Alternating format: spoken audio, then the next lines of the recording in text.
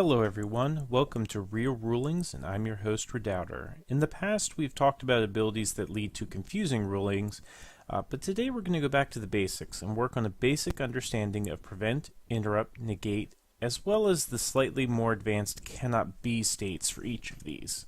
Let's touch briefly on what prevent, interrupt, and negate each mean. Prevent is ongoing and stops abilities that are activated after it is used from being able to complete. Interrupt is instant and takes an ability that has already completed and suspends it temporarily. Negate takes abilities that have already completed and undoes them. It also prevents abilities ongoing as a prevent would. So when we have special initiative, which we'll discuss in the next episode, we cannot just play a prevent alone because the effect is already active and prevent does not actually undo it. If we negate it, we stop it permanently. But what does it mean when we suspend abilities with an interrupt? Well, when we play a card that interrupts an effect, that effect is temporarily not in effect and must reactivate after the interrupt ends. Let's look at reactivation in the REG, or Redemption Exegesis Guide. Reactivating abilities. After an interrupt ability completes, the suspended abilities that were interrupted attempt to reactivate. They attempt to reactivate in the same order they were originally activated, but in order to reactivate, the suspended abilities must meet the following conditions. The card on which the ability exists must still be in battle. If the ability is on an enhancement, there must still be a character in battle on which it can activate. The ability could not have been prevented while it was interrupted, and the targets of the ability must still be legal targets. If all of the conditions for reactivation are met, and the ability targets all of something, the targets for the ability are updated. Any new possible targets that are available when the ability is ready to reactivate are added as targets. The ability then reactivates. So let's break that down. When we interrupt an effect, we are undoing it temporarily, and it is going to have to reactivate again later, once the interrupt ends. If it was played in battle, it must still be there to reactivate. For example, if I play a card that interrupts and discards, the card that originally activated is not going to be able to activate when it comes to reactivation, since it's not in play any longer. Also, if it's on an enhancement played in battle, you're still going to need to have a character to play it on, just like when you first played the card. Now also, it could be prevented from reactivating while it was interrupted, because remember, prevent stops things that happen after, and since the ability is reactivating, a prevent used during an interrupt would stop it from being able to do so. For this part, we can also treat a negate like an interrupt and prevent put together. It undoes something and then stops it from happening in the future at the same time. Now, one last part of these abilities we need to understand is interrupt the battle. This is a special phrase that tells us it interrupts more than just one card. Let's look at the REG for the definition. The phrase interrupt the battle includes interrupting the following: all active ongoing abilities, abilities that are defeating one of the characters you control in battle, the last card played in current battle if it was played by your opponent. Interrupt the battle only includes such abilities if they were activated on cards in the current battle. Now first, it's important to note that last part. It only works on things that were active in battle. A card like Unholy Writ is in territory, and it does not activate in battle. Interrupt the battle cannot be used to interrupt its effect as a result of that. However, interrupt the battle, or ITB as you'll see it written many times, will temporarily suspend any ongoing ability, any ability defeating your characters, and the last card played in battle if your opponent played it, so long as those cards activated in the battle. Now it's time for us to go to an object lesson to let us see more how these abilities work. For this, I'm going to go to my trusty Sonic Grenade. Alright, actually I own a couple of these and they are a lot of fun, especially with little kids. Basically, you pull the pin, let the handle release, and throw it at the target. Then there's a lot of noise and usually it gets thrown back at your head by the victim. Once activated, you can hold down on the handle to have it shut off while being held, and you can also put the pin back in to turn it off. With this knowledge, we're actually going to use this Sonic Grenade to teach us how prevent, interrupt, and negate work on abilities. Let's pretend that we are activating a card. Okay, and let's pretend that activation is like activating the sonic grenade. So we're treating the noise as the ability completing. We pull on the pin or play the card and let it go. What would prevent, interrupt, and negate represent? Well, prevent is like someone who knows what this thing is. They're ready for it. You get ready to pull the pin, you're very excited, but suddenly you get tackled and they take your sonic grenade. They were already there, they were prepared, and they prevented your awesome prank or ability when we're looking at the cards. So prevent stops something from happening in the future. It's never going to give the chance for it to activate. Just like somebody who knows what this thing is and doesn't like the noise that it makes. Now, interrupt is like when you have already set off your sonic grenade and you're laughing maniacally because they're frantically trying to figure out how to deal with this. Well, your victim then picks up the sonic grenade and holds down on the handle. While they're doing this, you still have the pin, so they can't stop it permanently. It only stays off as long as they hold down on the handle. But while that handle is down, they can work in quiet, and maybe they can try and turn the thing off for good. This is like interrupt. The ability that you've used is suspended, and while it is interrupted, just like the sound is suspended when the handle is held, they can work without its effect being in play. It will still come back on, though, if given the chance. If somebody discards my sonic grenade after they've been holding it, obviously it's not going to go off again. Same thing with the card. Now lastly, we have negate. Now we've already activated our sonic grenade, and the negate is like when our victim holds down the handle, but then puts the pin back in.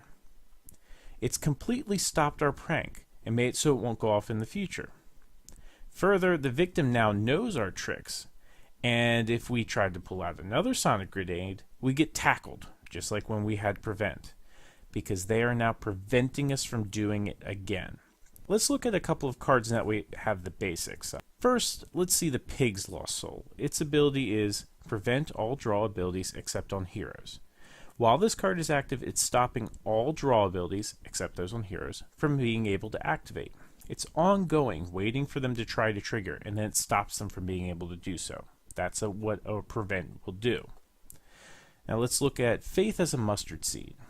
If used by an NT hero, interrupt an occupied site, an evil enhancement, or a non-human evil character and remove it from the game.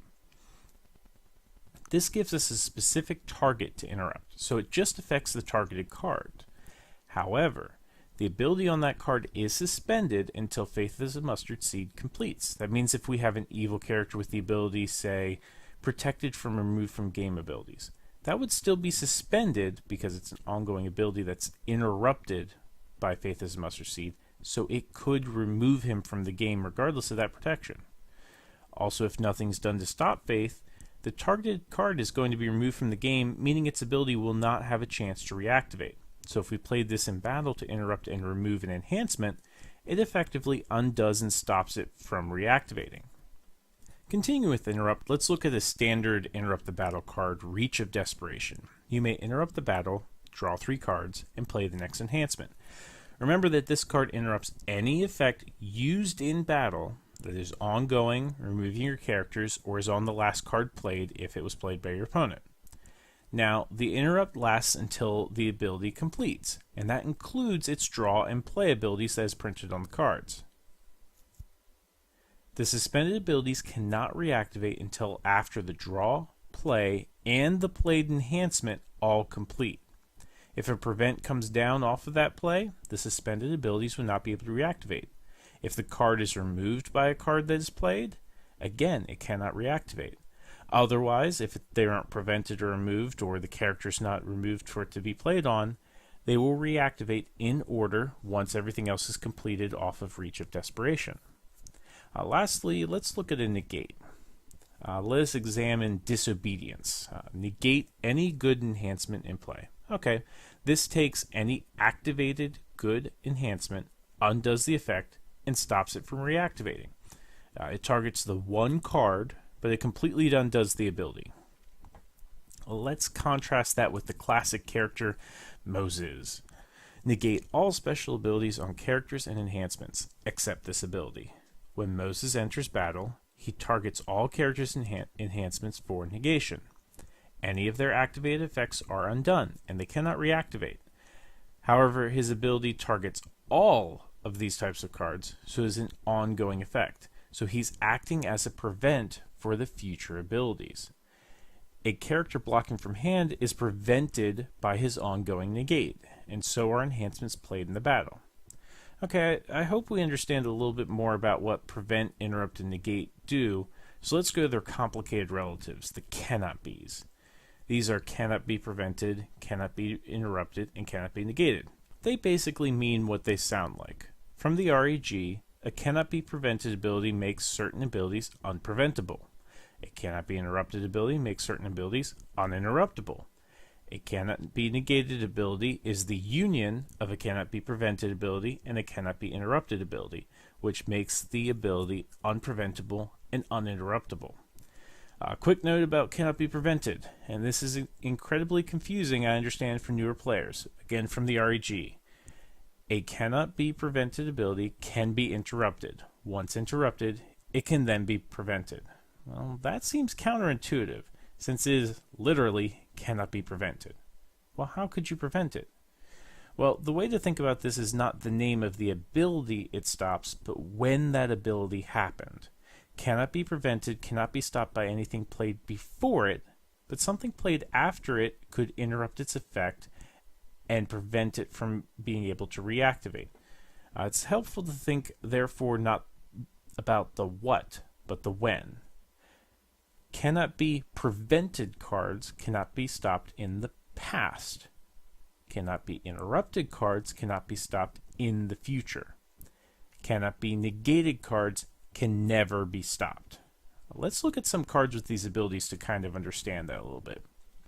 First, Eli's Sound Advice. If a Tabernacle Priest is in play, negate the special ability on an evil card. If a Judge is in play, you may draw 3 cards and play an enhancement.